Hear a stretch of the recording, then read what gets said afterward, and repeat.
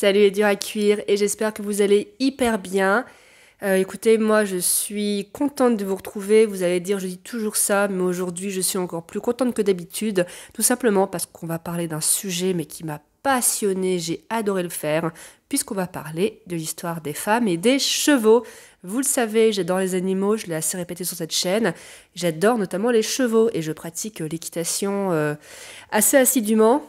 Et donc forcément, quand je suis tombée sur ce livre, donc La femme et le cheval, des siècles d'histoire, de Rosine Laguier, et je me suis dit, mais c'est formidable, il faut faire une vidéo dessus. Comme d'habitude, hein, à la fin de la vidéo, je vous dirai ce que j'ai pensé de ce livre. Et la vidéo va être longue, donc posez-vous bien, prenez-vous à manger ou à boire. Et écoutez, je vous propose d'arrêter ici l'introduction et d'attaquer le cœur du sujet, puisque il y a beaucoup, beaucoup, beaucoup de choses à dire. Donc écoutez, c'est parti.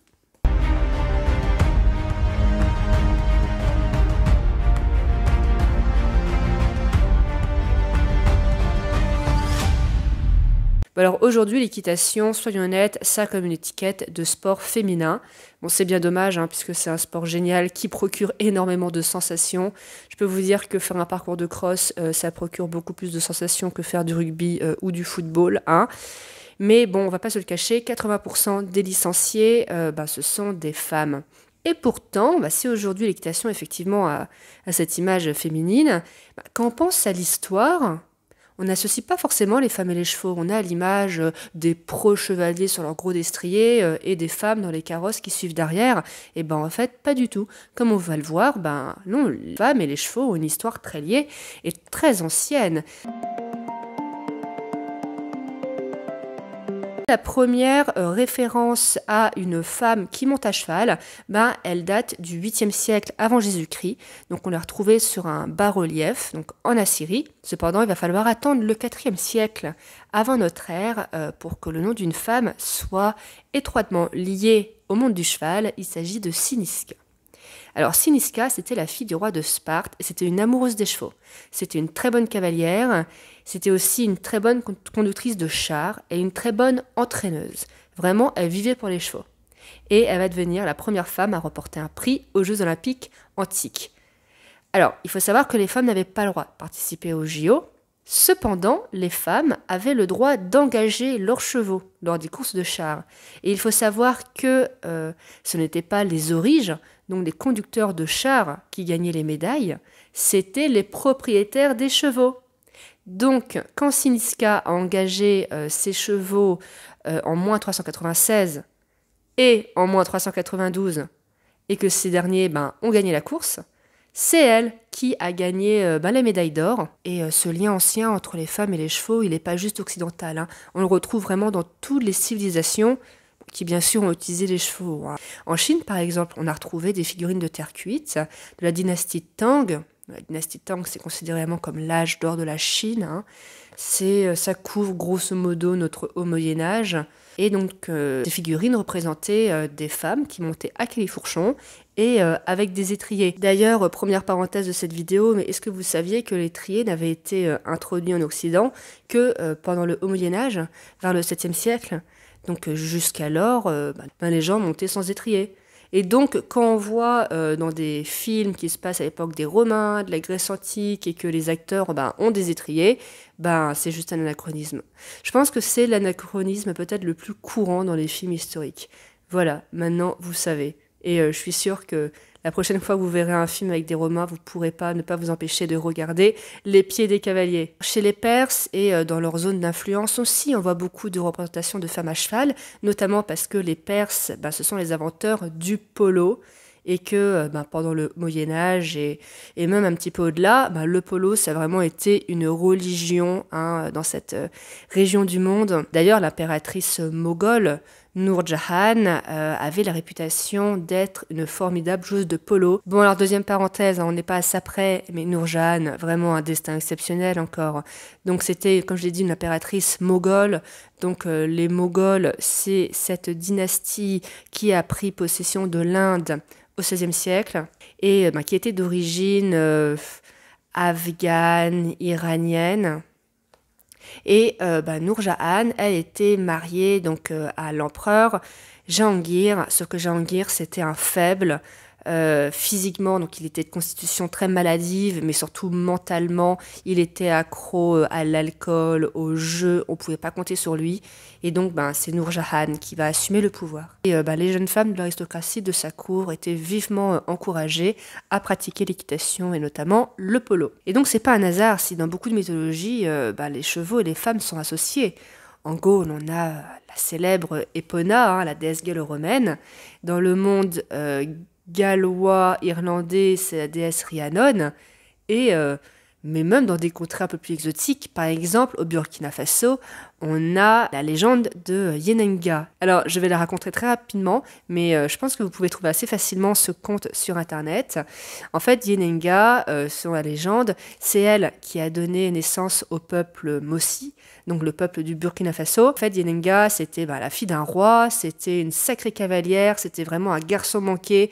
Elle adorait s'élancer au galop sur son cheval, avait même reçu une formation militaire, sauf que un jour son père va la séquestrer, et bien sûr elle va mal le vivre, donc elle va s'échapper sur le dos d'un étalon blanc, elle va avoir plusieurs péripéties, et l'étalon va la conduire jusqu'à un jeune chasseur, ils vont tomber amoureux, et donc ensemble ils vont donner naissance au peuple burkinabé. Et donc, Yenenga, c'est forcément une figure très populaire dans le pays, et c'est vrai qu'on la représente souvent accompagnée d'un cheval blanc. Donc on l'a vu, le lien entre les femmes et les chevaux, il est ancien, et si jamais inaffaibli, mais c'est parce que les chevaux ont été un formidable vecteur d'émancipation pour les femmes, puisque le cheval, il permet notamment de gommer la force physique, il permet aux femmes d'avoir accès à des nouveaux horizons. Et donc, dans le livre, l'autrice a tout un chapitre sur justement les femmes et les chevaux dans le monde professionnel. On aborde un certain nombre de professions. Bon, bien sûr, je ne vais pas dire tous les domaines, il y en a eu plein dans le livre. On parle de l'agriculture, on parle des transports. On apprend par exemple que ce n'est qu'en 1907 qu'à Paris, des femmes ont eu le droit de conduire des fiacres. Donc elles étaient 6. Et c'est vrai que l'histoire de ces 6 femmes a été un petit peu rocambolesque, parce que c'est vrai qu'au début, elle suscitait beaucoup de moqueries, de caricatures, mais qu'en fait, il s'est avéré qu'elles ont fait un super job. Bon, elle s'attarde aussi longuement sur la guerre. Si vous êtes familier de mes vidéos, vous avez remarqué qu'on parle très très souvent des femmes dans l'armée, parce que l'histoire militaire des femmes, ça me passionne. Et c'est vrai que la plupart de nos badass sont des cavalières. Et elle s'attarde notamment sur l'exemple de Nadejda Dourova. Vous avez peut-être vu ma vidéo sur Nadejda Dourova. Si oui, vous savez déjà qu'avec Aliénor d'Aquitaine, c'est Nadejda Dourova qui est ma badass préférée. Donc pour faire court, Nadejda, c'était la fille d'un hussard ukrainien, donc un père célibataire, qui a élevé toute seule sa fille dans les camps militaires. Donc Nadejda, à peine elle rampait que déjà on l'avait mise sur le dos d'un cheval. Elle adorait les animaux, elle adorait les chevaux. Et elle va se travestir en homme et elle va participer aux campagnes napoléoniennes, contre Napoléon, bien sûr, elle était dans les armées du tsar Alexandre Ier, et elle va participer à plein de batailles. Elle va même, d'ailleurs, sa vraie identité va être révélée, donc le tsar va vouloir la rencontrer, il va la féliciter, il va la décorer, et elle va finir par être blessée. Et à sa mort, des années plus tard, vous inquiétez pas, elle n'est pas morte de ses blessures, elle va se faire enterrer avec les honneurs militaires. Et fun fact, elle est la première femme russe à avoir rédigé son autobiographie. Non, vraiment une femme fascinante, je vous invite vraiment à vous renseigner sur elle. Pas besoin d'être un officier de cavalerie comme Nadejda pour être au contact des chevaux. Je veux dire, les chevaux ils étaient omniprésents dans l'armée. Il y avait des corps d'infirmières équestres. Il y avait aussi des infirmières attelées, et même les cantinières, les vivandières, il fallait qu'elles apprennent à diriger des chevaux. Les chevaux et les femmes étaient obligés de cohabiter. Alors je ne me suis pas fondée uniquement sur le livre pour faire cette vidéo, j'ai aussi fait des recherches de mon côté, et j'avoue que j'ai trouvé 2 professions liant femmes et chevaux vraiment très intéressantes. Je me suis dit que ça valait le coup d'en parler. Alors le premier projet, il était admirable, c'était le projet Pack Horse Library, donc de 1935 à 1943, donc dans l'État du Kentucky. L'Est de l'État fait partie de la région des Appalaches. Vous savez, les Appalaches, cette chaîne de montagnes là dans l'Est des États-Unis, qui relie en gros le nord au sud du pays. Et il y a un chemin de randonnée très célèbre, l'Appalachian Trail, qui passe. Faut s'accrocher, hein. C'est une randonnée de plusieurs mois, très sauvage, où même aujourd'hui, encore en 2023, on peut marcher pendant plusieurs jours sans trouver trace de civilisation.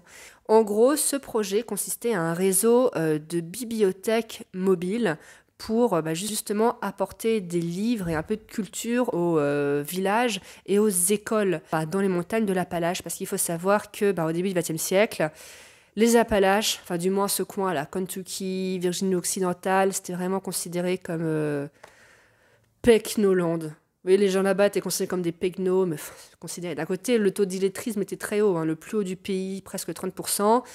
Et entre nous, encore aujourd'hui, les gens là-bas ont la réputation d'être des pecnos. D'ailleurs, je ne sais pas si vous avez vu le film Des Tours mortels. Il se passe en Virginie occidentale et c'est pas pour rien. Non, je peux me permettre, hein, j'ai eu un coloc qui venait de West Virginia et donc c'est bon, j'ai le droit de faire des blagues. Et donc ce projet avait la particularité de n'embaucher que des femmes, des cavalières émérites qui avaient soit leurs chevaux, soit leurs mules et à qui on confiait des livres et elles devaient les envoyer d'un village à un autre. Et c'était pas rien, parce que je vous l'ai dit, aujourd'hui en 2023, les Appalaches c'est encore très sauvage. Alors imaginez, dans les années 30, ces femmes, elles étaient toutes seules dans ces montagnes pendant des jours.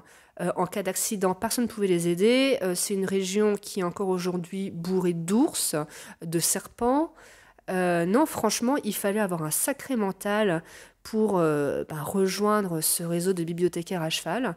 Et donc voilà, je trouvais que c'était bien quand même de parler de ces femmes très très courageuses et qui ont quand même apporté un petit peu de joie et de culture à plus de 100 000 personnes. Alors, la deuxième profession me laisse un petit peu plus sceptique puisqu'il s'agit des plongeuses à cheval.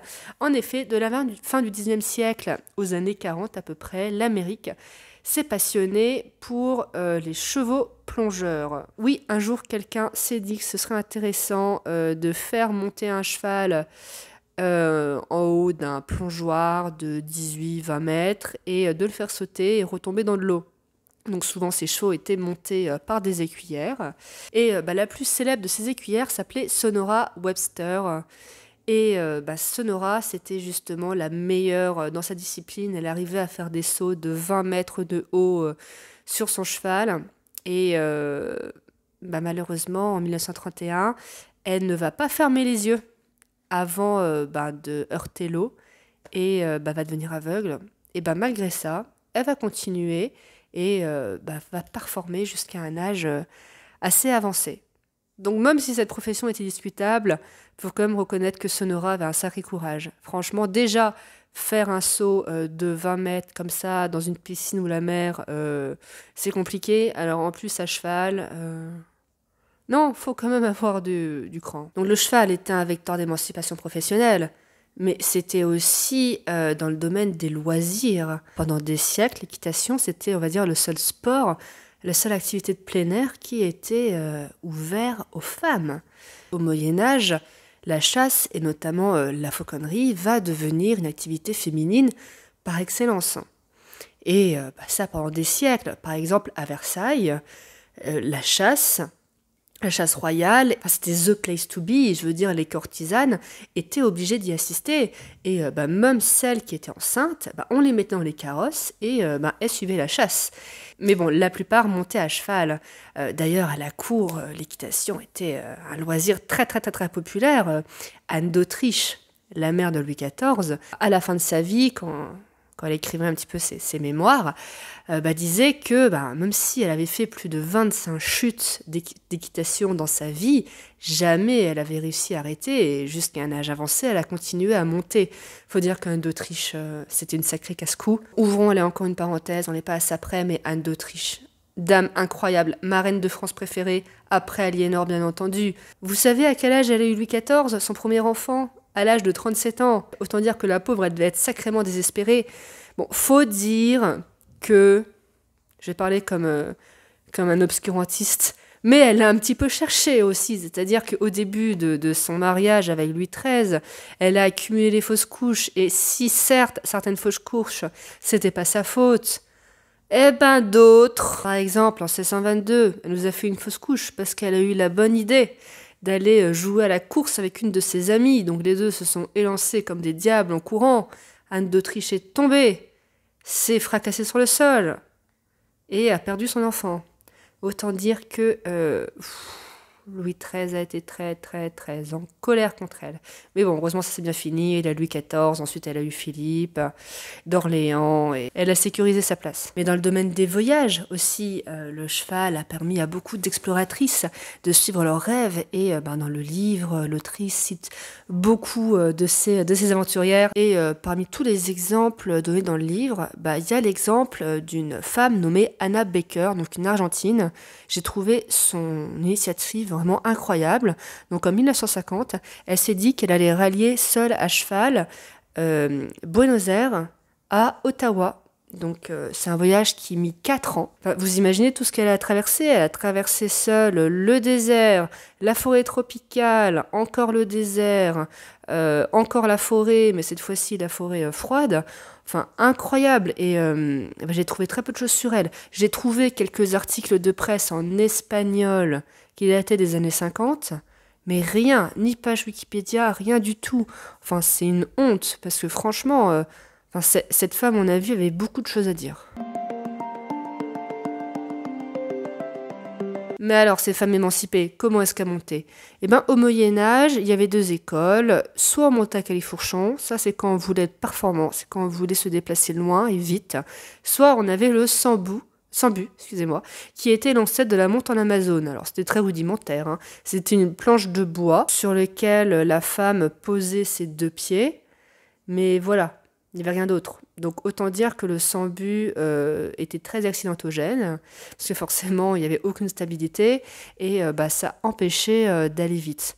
Donc on dit que la monte en Amazone se serait largement diffusée en France au XVIe siècle, grâce à l'arrivée de Catherine de Médicis, donc qui venait d'Italie et qui était une très très bonne cavalière. Il faut dire qu'au XVIe siècle, la selle va se moderniser, qu'on va apposer une fourche à la selle qui permet de maintenir la jambe. Mais c'est vraiment au XIXe siècle que la monte en Amazone va connaître son heure de gloire, déjà parce que la selle se modernise, hein, elle prend son apparence actuelle avec 3 fourches, et l'équitation devient un sport très très populaire, hein, parmi la bourgeoisie qui aspire à imiter l'aristocratie. Alors, est-ce que c'est une bonne chose? Oui, parce que forcément ça permettait aux femmes de la bourgeoisie un petit peu de faire un petit peu d'exercice, d'avoir un loisir, parce qu'on l'oublie, mais le quotidien d'une femme de la bourgeoisie au 19e, il était triste. Pourquoi il y avait tant de femmes qualifiées d'hystériques par les Charcot et compagnie? Mais c'est parce que ces femmes étaient profondément malheureuses, parce qu'une femme de la bourgeoisie vivait enfermée chez elle 23h30 sur 24, sans exercice physique, et que donc ces pauvres femmes elles devenaient neurasthéniques. Donc c'est bien si l'équitation est un échappatoire. Après, pourquoi est-ce que la monte en Amazone était à ce point-là valorisée par rapport à la monte à califourchon? C'est parce qu'elle épousait les valeurs bourgeoises. Déjà parce qu'on pensait que la monte en Amazone était la seule qui préservait l'hymen des jeunes filles, alors que la monte à califourchon les déflorerait, donc les pauvres ne seraient plus vierges pour leur mariage. Et enfin, la monte en califourchon, mais ça peut provoquer des accidents de cheville, hein, alors qu'au moins la monte en Amazone, elle maintient la pudeur des femmes et évite que ces dernières ne montrent par accident un bout de mollet ou de jambe. On voit au XIXe siècle l'apparition de spectacles, de démonstrations équestres où les Amazones font leur show. Et déjà, ça suscite la haine de haters. Et oui, déjà certains hommes trouvaient scandaleux et indécent que des femmes s'affichent ainsi à faire du sport en public. Je suis notamment tombée sur le témoignage incroyable d'un critique de théâtre qui s'appelait Adolf Aderer, qui était assez connu à l'époque, et qui nous écrit ceci. Encore faut-il dire qu'elles doivent, en parlant des Amazones, en partie cette supériorité à l'excellent dressage des chevaux qu'elles montent. après avoir assisté à une démonstration justement de monte en Amazone, de saut d'obstacle. Autant dire qu'il avait le seum, mais bon, ça va pas décourager nos Amazones, et même si cette monte, soyons honnêtes, est moins stable que la monte à Califourchon, ça n'a pas empêché certaines de faire des choses incroyables. En 1915, tenez-vous bien, une cavalière australienne, Esther Stace, va parvenir à sauter un obstacle d'1,98 m. Vous vous rendez compte la performance? Et d'ailleurs, elle va garder ce record jusqu'en 2013. Pour vous dire à quel point cette cavalière était incroyable. À la fin du 19e et début du 20e, la monte en Califourchon refait son retour en force. D'abord aux États-Unis, puis en Europe. Il va aussi y avoir une certaine tolérance législative, parce que vous savez que depuis 1800, les femmes n'avaient plus le droit de porter de pantalon. Il y avait une tolérance pour les cavalières, mais cette tolérance s'arrêtait dès que celle-ci touchait le sol. C'est-à-dire que si une cavalière avait le malheur de marcher quelques mètres en tenant son cheval à la main avec un pantalon, elle pouvait être verbalisée.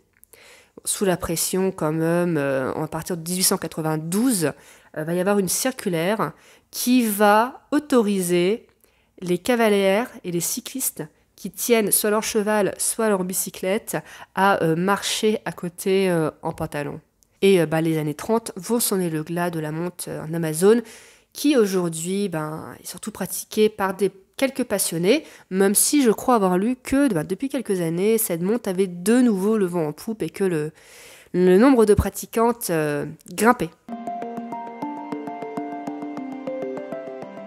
Bon, alors on ne peut pas parler des chevaux sans parler du monde des courses. Bon, je vais être honnête avec vous, je n'aime pas du tout le monde des courses. Oui, même s'il y a de l'amélioration, comparé à ce qui se faisait il y a 30 ans, c'est sûr, il y a encore beaucoup trop de maltraitance dans ce milieu. Des chevaux qui sont débourrés à l'âge de 2 ans alors que leur croissance n'est même pas terminée. On dit que la croissance d'un cheval se termine vers ses 4-5 ans. Alors, pour vous dire, les pauvres bêtes. Et il y a encore beaucoup trop de chevaux aussi, soyons honnêtes, qui partent à l'abattoir. Il y a des associations qui essaient de les sauver. Mais ils ne peuvent pas tous les sauver. Parce que les chevaux ne sont pas assez bons ou parce qu'ils prennent de l'âge. Je crois avoir lu qu'il y avait encore 10 000 trotteurs qui partaient à l'abattoir chaque année parce que plus bon pour les courses.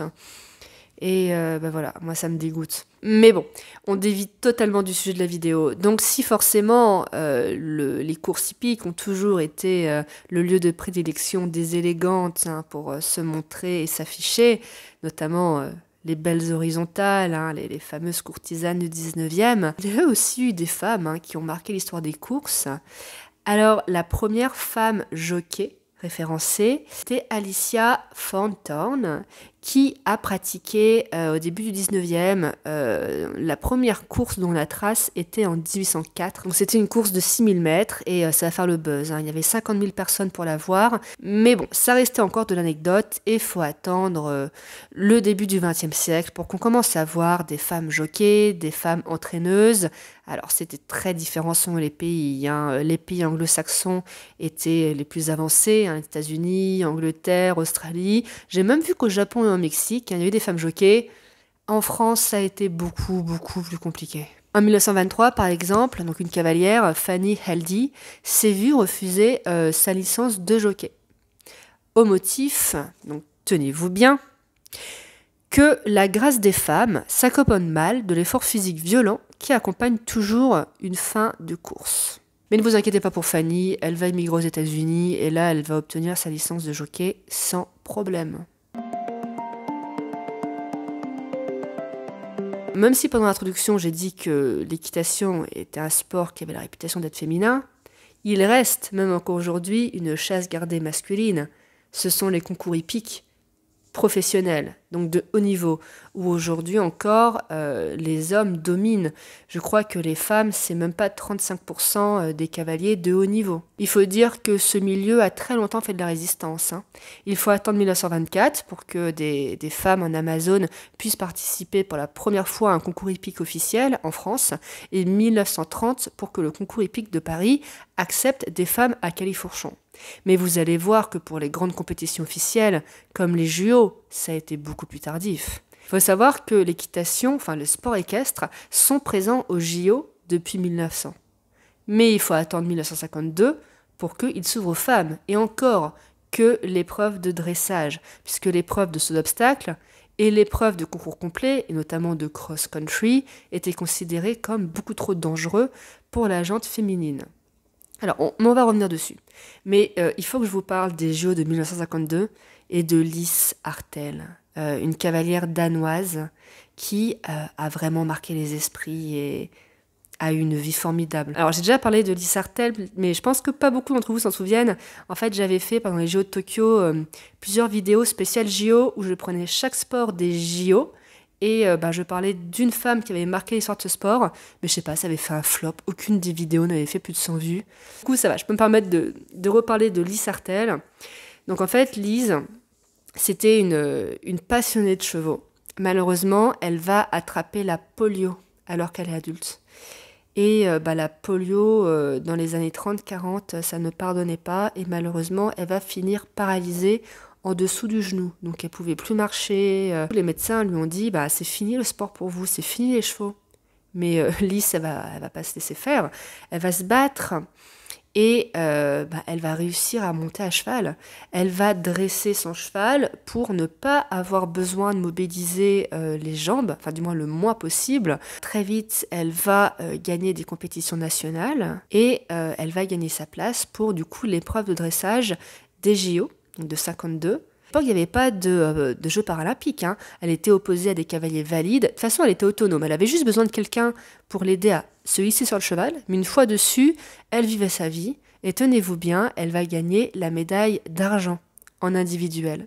Et elle va récidiver 4 ans plus tard, aux Jeux de 56. Très très belle histoire de persévérance. Il va falloir attendre 56 pour que le saut d'obstacle s'ouvre aux femmes et 64 pour que l'épreuve de cross, le concours complet, s'ouvre aux femmes. Vous savez, le cross, c'est cette discipline spectaculaire. Malheureusement, c'est aussi la plus dangereuse. C'est le sport qui a tué et provoqué le plus de blessures aux JO d'été. Il faut dire que c'est impressionnant, les obstacles de cross, mais mon Dieu, ce sont des obstacles fixes en plus. Donc vraiment, il n'y a pas d'erreur. Vous savez, les cavaliers se lancent sur une piste et sautent des obstacles très très impressionnants. Parce que pendant très longtemps d'ailleurs, c'était réservé aux cavaliers, aux militaires. Puis ensuite, je crois, après la guerre, ça s'est ouvert aux cavaliers hommes civils. Mais ça a été refusé aux femmes parce que trop dangereux. Enfin, la blague, je veux dire, quand un cheval de 600 kilos vous tombe dessus, que vous soyez un homme ou une femme, ça change pas grand-chose. Donc voilà encore un argument bien fallacieux de la part de monsieur qui ne voulait pas laisser leur chaise gardée. Encore aujourd'hui, c'est vrai que les femmes sont exclues des concours hippiques professionnels. Et regardez par exemple les équipes de France au JO, regardez l'équipe de concours complet. Et pourtant, j'adore l'équipe de concours complet des JO, notamment Karim Lagouag. Karim, si tu regardes cette vidéo, sache que tu es formidable et on espère que tu te qualifieras pour les JO de Paris. Non, il est génial ce cavalier, il a toujours un grand sourire, il est très drôle, non vraiment. Il y avait, si dans l'équipe de ce obstacle, Pénélope Le Prévost, mais à part Pénélope Le Prévost, c'est vrai que dans le haut niveau cheval, actuellement en saut, il n'y a pas grand monde. D'ailleurs, des journalistes lui ont demandé, mais Pénélope, pourquoi selon vous, il y a si peu de femmes dans le haut niveau? Et elle dit que c'est vrai que les concours d'équitation, c'est très chronophage. Tous les week-ends, les cavaliers sont en concours et c'est vrai que c'est difficile de concilier vie de famille. Et que du coup, beaucoup de femmes s'auto-excluent. Et elle-même, elle avoue, donc elle a eu Pénélope Prévost, son enfant, assez tôt, début de vingtaine, mais elle admet que si elle l'avait eu plus tard, peut-être qu'elle n'aurait pas eu d'enfant. Quand même, quelques mots sur le livre. Alors, l'autrice a fait un travail incroyable. Alors c'est un très beau livre déjà, il y a des illustrations, mais pas que aussi. Il y a beaucoup de pages avec du texte. Moi j'avoue que j'aime pas trop les livres où il y a trop d'illustrations. Moi j'aime bien quand il y a du contenu à lire, quand il y a du texte. Et là c'est le cas, comme vous pouvez par exemple le voir. Non, vous voyez pas, je suis désolée. C'est à cause de la lumière. Non, franchement là j'ai vraiment survolé le contenu, mais il est tellement plus riche. La seule faiblesse que j'ai pu trouver, c'est sur l'histoire ancienne. À un moment, par exemple, l'autrice nous dit que Théroigne de Méricourt, à cheval, a mené les femmes, là, pendant la marche des femmes sur Versailles, là, pendant la Révolution. Alors qu'en fait, c'est un cliché. Théroigne, pendant la marche des femmes, elle était en train de regarder les débats à l'Assemblée constituante. Écoutez, ces quelques petits défauts mis à part, c'est vraiment une bible, ce livre. Si jamais vous êtes intéressé au sujet, alors je l'ai eu d'occasion, parce que j'ai l'impression qu'il n'est plus édité en neuf. Mais écoutez, si vous pouvez le trouver en occasion, sautez le pas. Et j'espère que cette vidéo vous a plu. J'avoue que le style était très détendu, hein. J'avoue que là, il est 23h. On est un petit peu en mode discussion entre amis. Et si ça vous a plu, si vous avez appris des choses, écoutez, n'hésitez pas à liker, à vous abonner, à commenter. Si vous avez des questions et tout, n'hésitez pas à les poser dans les commentaires, hein. Comme ça permet un petit peu de continuer la discussion, mais avec un peu plus d'interaction. Et moi, je vous dis à très très bientôt pour une autre vidéo. Salut!